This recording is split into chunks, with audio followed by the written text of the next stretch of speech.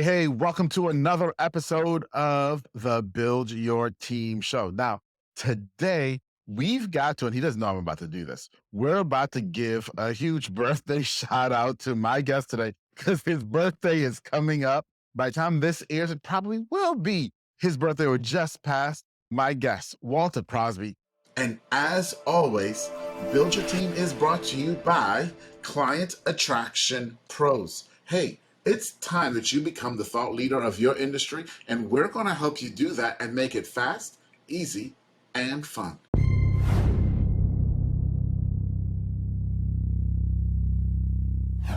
First, thank you for being here. Thank you for letting me put you on the spot, by the way. That's fine. Whatever makes you happy, that's good. Thank you. Hey, we got to have a little bit of fun, right? With all the stuff that's going on in the world and everything else. But Walter, I want to go back with you for a little bit, if we could, right? Because you've been in business for a while. You've been successful in business, helped a lot of other people in business for a while. But I want to go back to when you were at that place of solopreneur. Maybe it was just you, maybe it was just you and family or just you by yourself, but you were about to hire or you needed to hire your first true employee, outside person, right? I want to go back there and just ask you, what were some of the things that you were thinking about, feeling, or experiencing back then about bringing in that first person? That's a good question. I think it doesn't matter how many times you've gone through and hired folks. That first time, the third time doesn't matter. Is this person going to be a fit for the other people on the team? Are they going to fit our culture? And did I give them a fair shot at understanding that prior to them saying, yes, I want to come aboard, and us extending an offer? I've always thought about competency and whatever that role is my responsibility to help bring them along and to show them the way we do it, to have a process in place, right? And here's how we do it. They might have a better idea as they get through it and get into it, and we can talk about it. But the competency part, they have to have some basics for the role. But as it relates to salespeople, setting those expectations is, I believe, the responsibility of the person doing the hiring. And we need to lay that out to be fair, because they have to make a decision just like the employer does. Yes. And if we don't give them that chance to make a good decision, giving them all of the facts, it's not fair. And whether they're the right fit or not, it doesn't make them a good or bad person. It is what it is. And getting them to play nice in the sandbox with the rest of the team and telling them what accountability looks like, what the expectations are. That's my job as an employer. Yes. I think it's those two things, right? Did I explain the role properly, and did I set the expectations right? Whenever I screw up the last one, it's a problem. But then I've also had situations where I've explained it and I've documented it and I've shared with them, this is what it looks like. And then they like, oh, I didn't realize you were serious about that. It's like, oh, okay. So that I don't take responsibility for. But I'm laughing because I know that reality.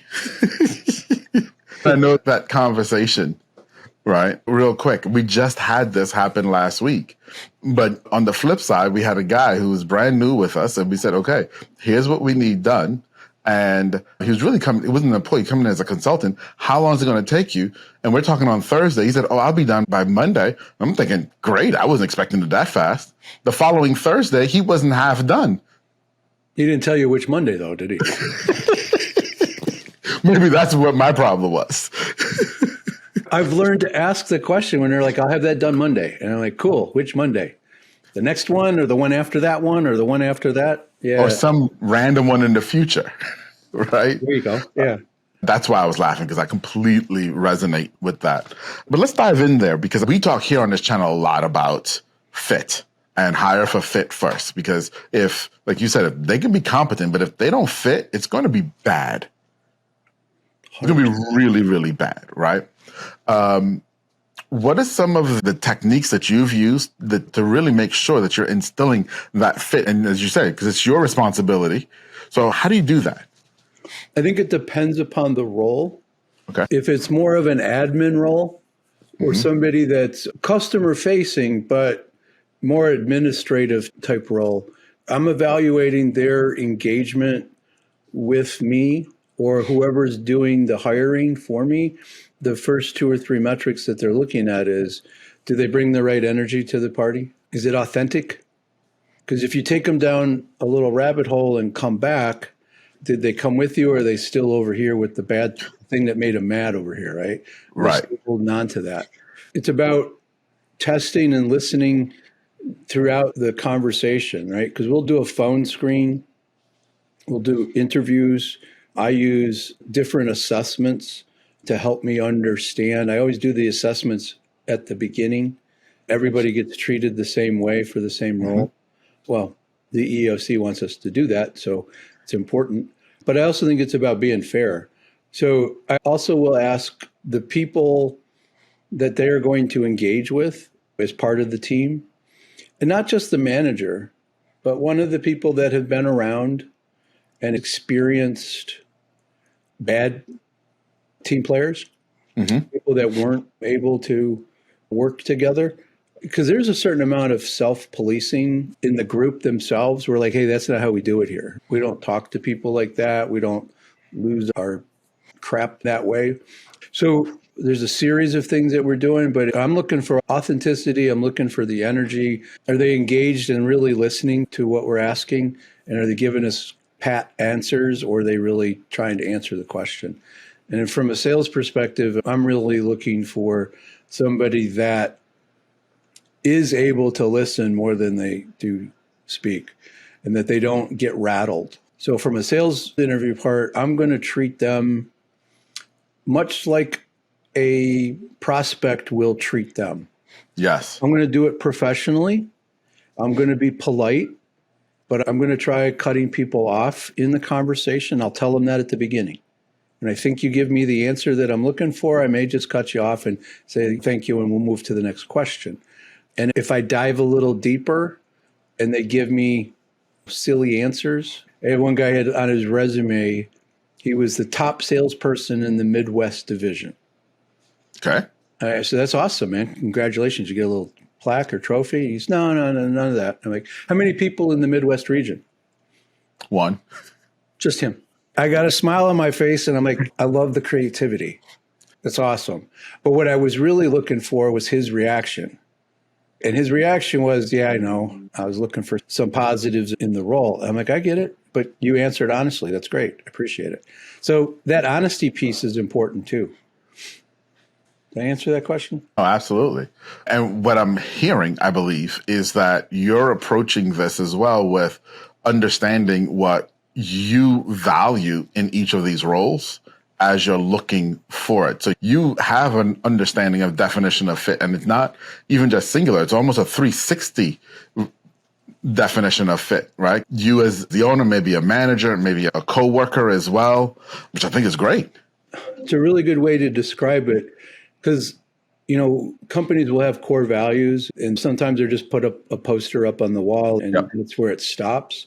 And then other companies really live their core values. And it's obvious when they do. I think I've done that without realizing that. I'm really looking at what's important to us from a value point of view, because I want somebody who's going to take responsibility for the outcomes of our customers and our clients. So it doesn't matter if it's an office administrator, a salesperson, somebody that's delivering a product to support that. They all have ability to create value in their role and to make decisions. I was working at a manufacturing place once, and I was telling the story to somebody the other day. The guy on the dock, on the loading dock, he would handle the shipping, and he decided one day they had 40 boxes that were going out, and he pulled one of the boxes and he shipped the 39. And the customer was looking for this stuff and they needed it. And he came to me and said, hey, this is what I did. And I'm like, hey, why'd we do that, Gary? He said, well, that box was damaged. I looked inside and there was a couple of things in there that weren't right.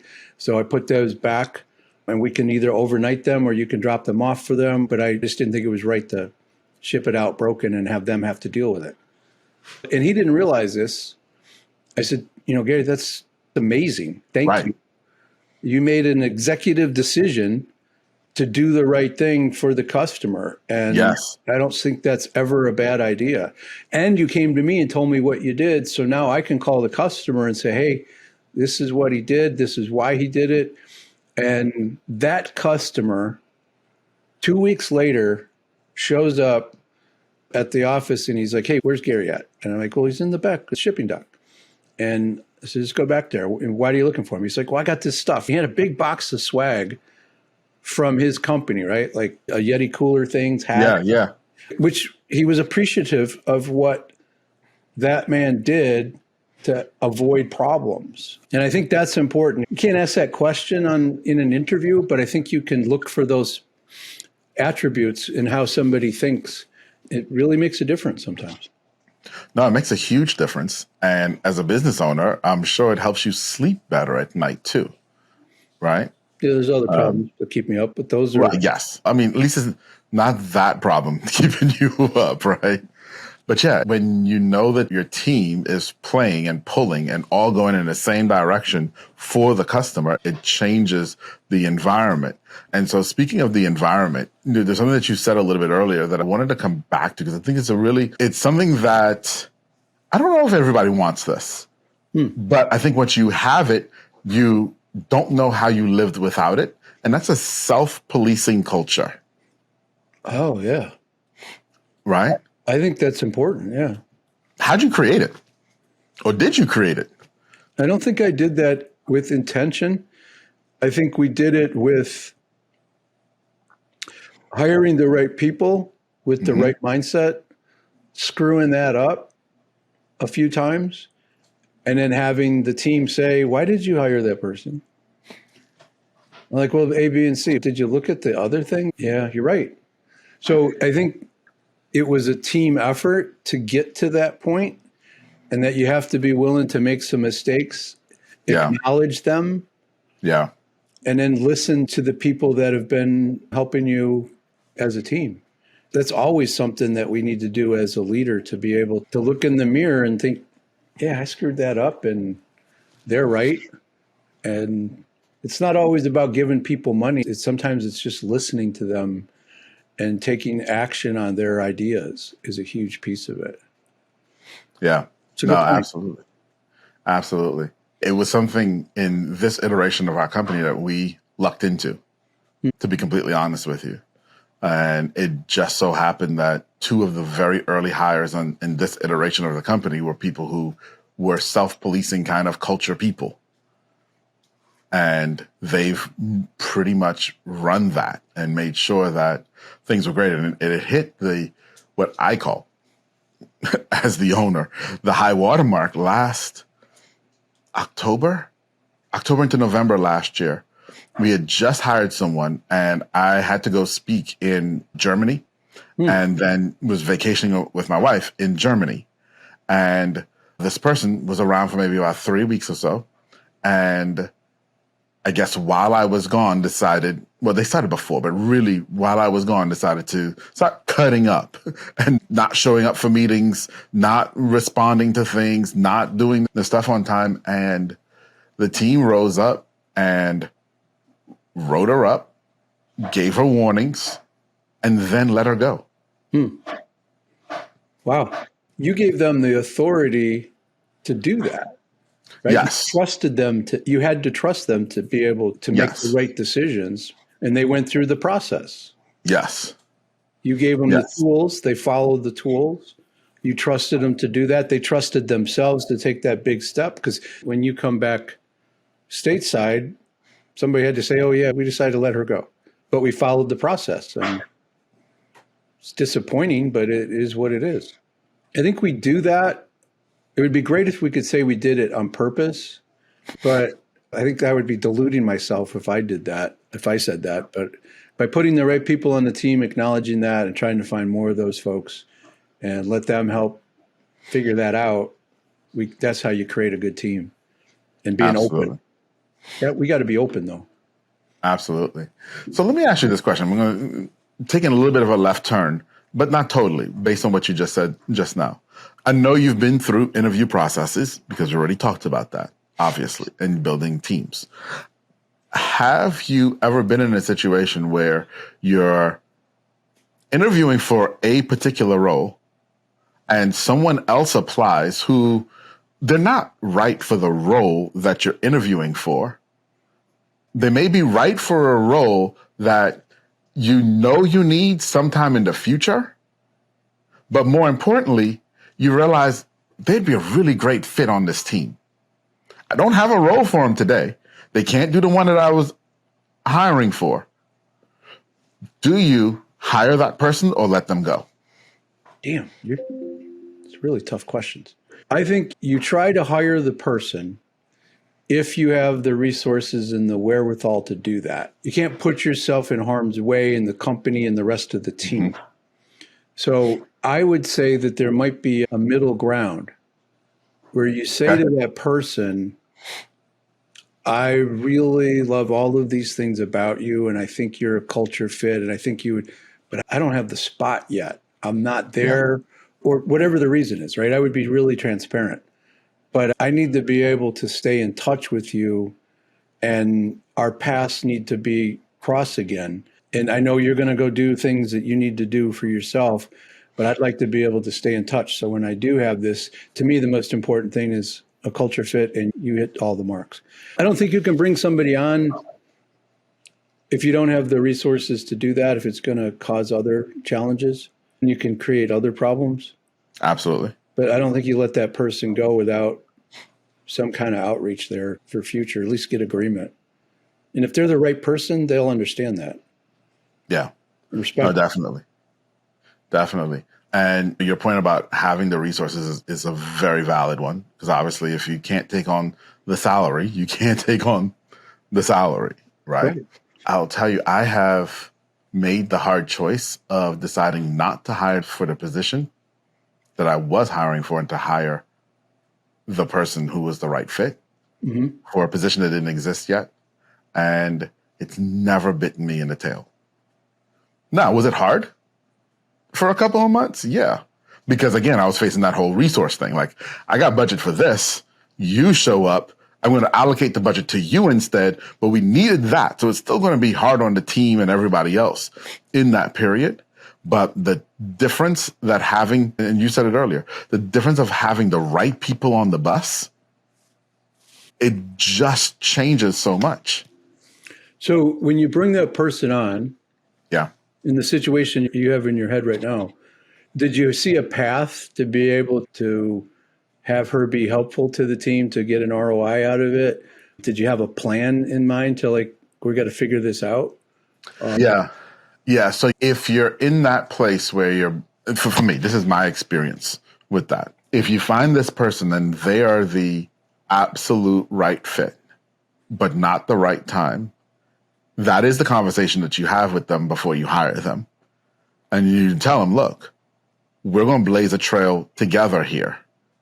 And if you're not cool with that, that's fine. This isn't right for you. You're still not the right person. You just proved that you weren't the right person. I was wrong. Fair and fine. Let's move on. But if they're great with that, then it does come back to, okay, here's the plan. And now let's work to execute this together. And that's when I said it becomes tough for a few months because you're still missing a key piece that you wanted to hire for, but you've brought somebody else in. So I'll give you an example. We hired a couple of years ago, before we were ready, a production manager. We weren't looking for a production manager at the time. And this young lady applied for a different position. And when I saw her background, I was like, that's our production manager. But we weren't ready for that for another 3 months. Well, she came, and the work that she did in that 3 months got us about 2 years ahead. Wow. So, smart decision. Yeah. It comes down to whether you can be uncomfortable or not. I've been in situations where it was just not possible. But if it is possible, as uncomfortable is different than impossible.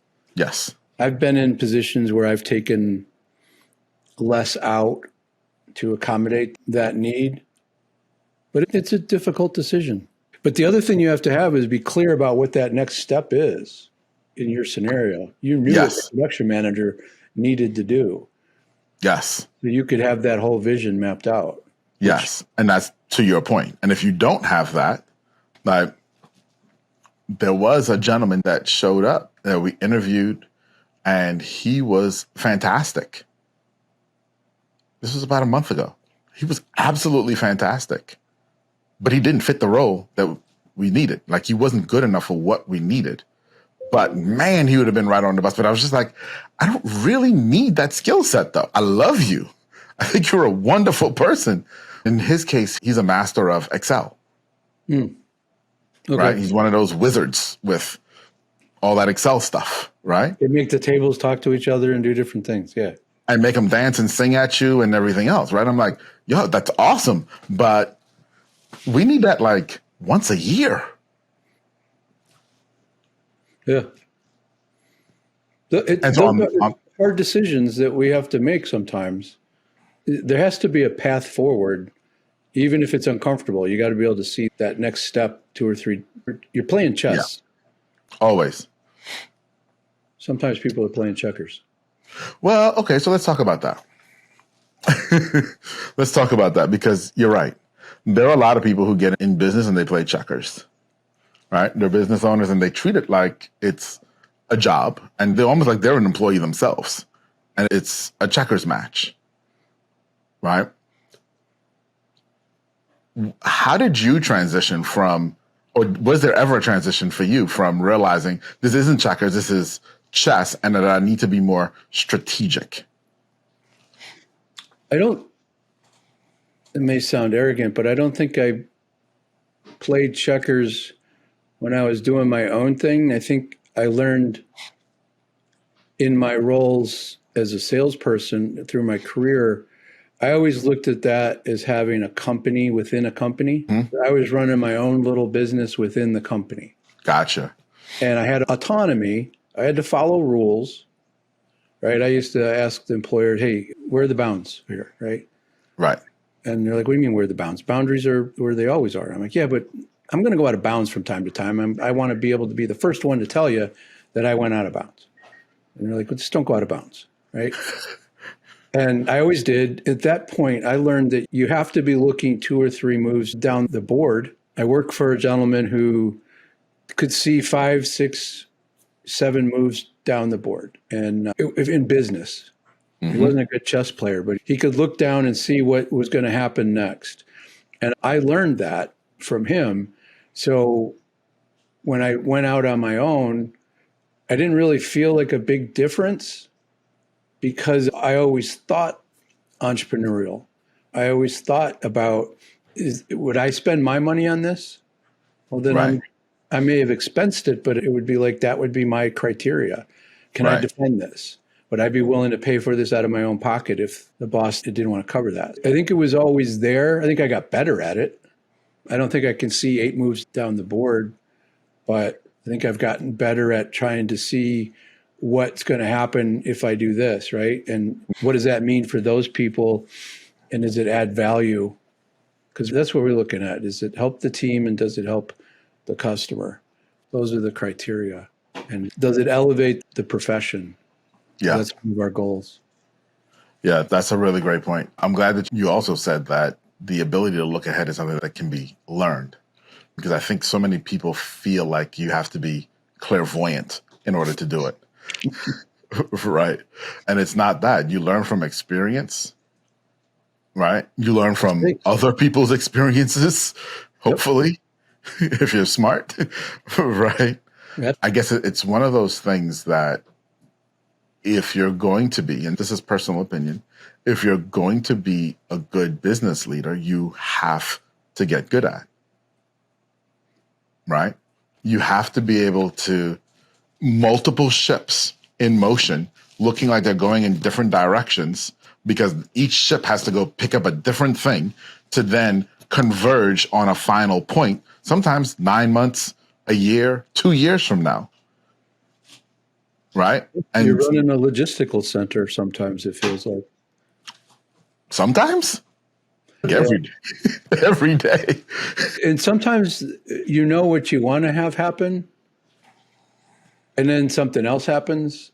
And I think that's another level is being able to pivot, right? And it's like, well, we were trying to do X, and then we ran into this thing. Now we have to either go through it, around it, or over it, and that becomes the next decision. To me, learning from somebody else's mistakes when they're willing to share with you the whole story, because sometimes people leave out some key details that are important. But if you have the relationship with other leaders and they're sharing in the right environment, you can really learn from those. But getting our own nose bloodied, to me, those are the life lessons that we don't forget. I learned, I think I was about 8 years old, that gravity's serious and you can't ride a bike up a side of a fence and continue on down the fence very far. You can do it a little bit, but eventually you fall. Yeah, and, it's a good lesson to learn. Yeah, I had to learn it the hard way because I saw other people do it. I'm like, oh, you're just not going fast enough. So we learned to, Clint Eastwood said, a man's got to know our own limitations. And I think we got to know where those are, but we want to push them and stretch them and try to understand what could happen next. And that's part of what being an entrepreneur is, challenging the status quo and taking a little bit more risk and doing it in a way that doesn't blow up everything. Yeah, I totally agree with you. And also the introspection there too, the ability to look at a situation and truly learn from it versus having it paralyze you, put you in fear, cause you to avoid. And maybe you could talk to this. One of the things for me right now, as we're training a new generation of leaders in the company, and we're training people right now who didn't have a lot of leadership experience in the past to be managers and to be leaders in the company, is recognizing how often people don't learn from their mistakes, how often they don't stop long enough to pay attention to, okay, I know what happened, but why did it happen? And once I understand why it happened, how can I change to make sure that this doesn't happen again? Instead of just getting stuck in the what of what happened. Have you seen that? Have you gone through that with any of your leaders? I don't think everybody has that capability because I don't think they want it. And there's nothing wrong with that. I don't think it's a judgment. But I think that there's a certain level that we all have to be able to discern why we did something. And this will sound terrible, but I had a sign shop, a sign business that I ran years ago. When we hired an operations person that were getting paid hourly, I would tell them on their first day, look, you're going to make mistakes. We're cool with that. And we understand that that's part of the process of you learning. We're going to train you, but you're still going to screw something up, and that's fine. Now, we're going to try to help you make sure you don't make big mistakes, but the little ones you're going to learn from. So here's what will happen. If something goes sideways, one of us is going to come to you and say, hey, this didn't work out. Why did you do it that way? What was your reason for deciding? And if you can give us a reason as to why you made that decision, we'll be able to say, oh, we didn't tell you that, we didn't train you that, we didn't share that, or you just misunderstood, or whatever the reason is. And we can help, and we're never going to get upset. If you keep doing the same thing over and over, it's a different issue. That's a different issue. Totally But different if you can tell us how you discern that decision, then we can help. Yeah. The problem will come when I say, hey, why'd you do that? And you go, I don't know. And when you say, I don't know, to me, I translate that to, I don't care. And if you don't care, then I don't think I can help you. And if you don't care and I can't help you, then maybe you're not right for you don't belong here. For the team. I would have that conversation And the manager would have that conversation, and we would say it differently, but we would say the same things. And it was interesting to watch how often somebody would say, I don't know. And we would remind them of the conversation, and they got a chance, right? Mm-hmm. We just didn't dismiss them at that point. But they were in a process to help them get better or get out, one or the other. That was part of the team idea, right? Because the team needed everybody to do something that was going to help pull the wagon in the right direction. And those people, they weren't bad people.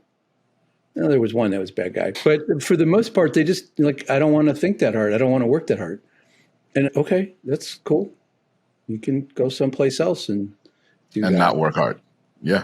And hopefully you find the right spot for that. But to me, I think we try to give people an opportunity to make mistakes.